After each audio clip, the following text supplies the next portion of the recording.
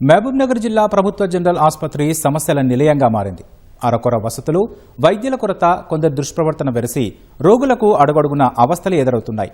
450 పడకల ఆసుపత్రి కాగా 650 మంది పేషెంట్లు ఆసుపత్రిలో చికిత్స పొందుతున్నారు. మొత్తం 22 విభాగాలకు ప్రొఫెసర్లు, అసోసియేట్ ప్రొఫెసర్లు, అసిస్టెంట్ ప్రొఫెసర్లు, ఇతర వైద్య సిబ్బంది కొరత వేధిస్తోంది. మరోవైపు సిబ్బంది నిర్లక్ష్యం రోగుల పాలిట శాపంగా మారుతోంది. ఇటీవల ఓ నవజాత శిశువుకు ఇంజెక్షన్ ఇచ్చిన అనంతరం సూది శరీరంలోనే విరిగిపోయినప్పటికీ పట్టించుకోకుండా పంపడంతో నెల రోజులుగా నరకయాతన అనుభవించింది. ఈ నేపథ్యంలో మహబూబ్నగర్ జీజీహెచ్లోని పరిస్థితులపై మా ప్రతినిధి సతీష్ గ్రౌండ్ రిపోర్ట్. ఉమ్మడి పాలమూరు జిల్లాకు పెద్ద ఆసుపత్రి అంటే ఒక ప్రాణదాతలైనటువంటి ఆసుపత్రి అయితే సమస్యల నిలయంగా మారింది. ఈ 5 జిల్లాల్లోనే అంటే అటు నాగర్కర్నూలు, వనపర్తి, గద్వాల, నారాయణపేట, మహబూబ్నగర్ అంటే ఈ 5 జిల్లాలకు వాసులు ఏదైనా ఆసుపత్రి అవసరాల కోసం మహబూబ్నగర్లోని ప్రభుత్వ జనరల్ ఆసుపత్రికి అయితే వస్తుంటారు. అయితే ఈ ఆసుపత్రి 450 పడకల ఆసుపత్రి అంటే కాగా రోజుకు 650 మంది వరకు అంటే 610 బెడ్లు ఉన్నాయి. 650 మంది వరకు అయితే పేషెంట్లు వస్తున్నారు. అంటే రోజు 1500 నుంచి 1800 మంది అవుట్ పేషెంట్లు రాగా 150 మంది వరకు అయితే రోజు కొత్తగా మళ్ళీ ఆసుపత్రిలో జాయిన్ అవుతూ ఉంటారు. అయితే ఇంత పెద్ద ఎత్తున పేషెంట్ లోడ్ అంటే పేషెంట్ల రోగుల సంఖ్య పెద్ద ఎత్తున వస్తున్నప్పటికీ దానికి సరిపడా వసతులు, వైద్యులు, ఇతర సిబ్బంది అయితే లేకపోవడంతో సమస్యలు ఎదుర్కొంటున్నారు. ముఖ్యంగా అయితే 12 అంటే మొత్తం 22 విభాగాల్లో హెచ్ఓడీలు అంటే ప్రొఫెసర్లు, అసిస్టెంటు, అసోసియేట్ ప్రొఫెసర్లు, అంటే తదితర ఈ వైద్య, నర్సింగు, పీజీ స్టూడెంట్లు కానీ వీళ్ళందరూ అయితే తక్కువనే ఉన్నారు. మొత్తం ప్రధానంగా అయితే 12 విభాగాల్లో హెచ్ఓడీలకు గాను కేవలం 6 విభాగాలకు మాత్రమే హెచ్ఓడీలు ఉన్నారు. మరోవైపు అయితే ఈ gynaecology, orthopaedic, general surgeon, general medicine వంటి కీలకమైన వాటికి హెచ్ఓడీలు అయితే అసలే లేరు.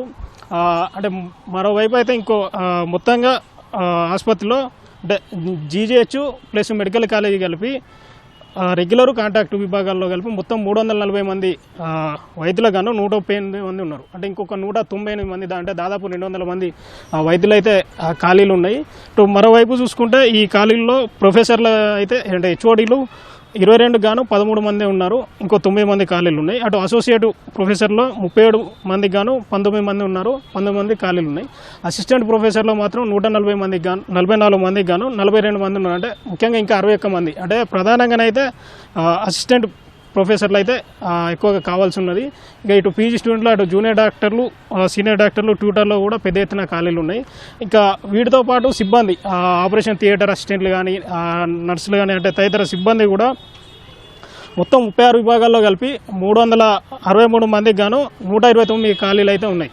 అంటే ఈ నేపథ్యంలో ఆసుపత్రిలో అంటే రోగులకు సరిపడా ఈ సిబ్బంది లేదు, ప్లస్ మౌలిక సదుపాయాలు కూడా లేకపోవడంతో అయితే అవస్థలు పడుతున్నారు. కేవలం ఈ పీజీ స్టూడెంట్లు, ఈ ప్రొఫెసర్లు ఉన్న కొద్దిమంది ప్రొఫెసర్లు కూడా ఇక్కడ ఉండకుండా హైదరాబాద్ నుంచి రాకపోకలు చేయడం, అది కూడా వారంలో 2 రోజులు లేకుంటే 3 రోజులు రావడం, వచ్చిన వాళ్ళు కూడా సాయంత్రం వరకు విధులు నిర్వర్తించకుండా కూడా మధ్యాహ్నం వరకు ఉండి వెళ్తున్నారని అయితే ఆరోపణలు గుర్తుపట్టున్నాయి. ముఖ్యంగా ఈ ఆసుపత్రిలో కాకుండా తర్వాత బయట ఇక్కడ వాళ్ళకు ఇక్కడ హైదరాబాద్లో ఉన్నటువంటి ప్రైవేట్ క్లినిక్లోనే ఎక్కువగా వాళ్ళు సేవలు అందిస్తున్నారైతే పేషెంట్లు వాపోతున్నారు.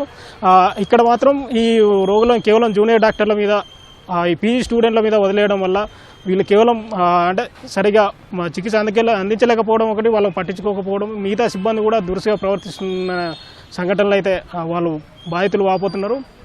దీనికి ఇటీవలే అయితే గత నెల 19న ఈ నారాయణపేట జిల్లా గుండుమాలకు చెందిన అక్షిత, వెంకటరాములు అనే 2 దంపతులు అయితే కాన్పు కోసం ఇక్కడికి చేరడం జరిగింది. అయితే ఇక్కడ వాళ్ళు మరుసటి రోజు ఉదయమే కాన్పు జరిగినప్పుడు వాళ్ళ పాపకి అంటే కాస్త అస్వస్థత ఉండడంతో అంటే ప్రత్యేక చికిత్స అందించారు. అనంతరం ఆమెకు పసిరికలు కూడా రావడంతో అయితే ఒక 10 రోజులు ఈ తల్లిదండ్రులకు దూరంగా ఎస్ఎన్సీ వార్డులో ఉంచి చికిత్స అందించారు. అయితే ఇదే క్రమంలో పాపకి ఇంజెక్షన్ ఇచ్చినప్పుడు ఆ ఇంజెక్షన్ విరిగి ఈ ఎడమ తొడలోనే ఉండిపోయింది. దాన్ని అయితే సిబ్బంది నిర్లక్ష్యంగా అంటే వాళ్ళు ఇంజెక్షన్ ఇచ్చి తీసినప్పుడు అంటే దాన్ని గమనించి ఉన్నప్పటికీ మరి ఏ కారణాలు ఏవైనా కూడా దాన్ని అలాగే వదిలిపెట్టారు. అయితే పాప తుంటికి అంటే వాపు గమనించిన తల్లిదండ్రులు వాపు ఉన్నదని డాక్టర్లను అడిగితే ఇంజక్షన్లు అడిగితే ఇంజక్షన్ల వల్ల వాపు వచ్చింది, ఐస్ ప్యాడ్ లాంటివి పెడితే తగ్గిపోతుందని చెప్పారు. అయితే నెల రోజులైనా కూడా తగ్గిపోకపోవడంతో వాళ్ళు ఎక్స్రే తీయగా ఈ ఘటన భయపడింది. ఇంకా మరోవైపు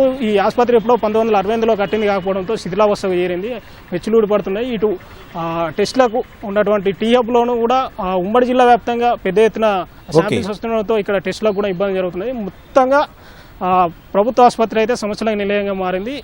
వీటిని అప్గ్రేడ్ చేసి సమస్యలు తప్పించాలని అయితే ఇక్కడ వాసులు కోరుతున్నారు, రోగులు కోరుతున్నారు. ఇది ఇక్కడ తాజా పరిస్థితి. ధన్యవాదాలు సతీష్.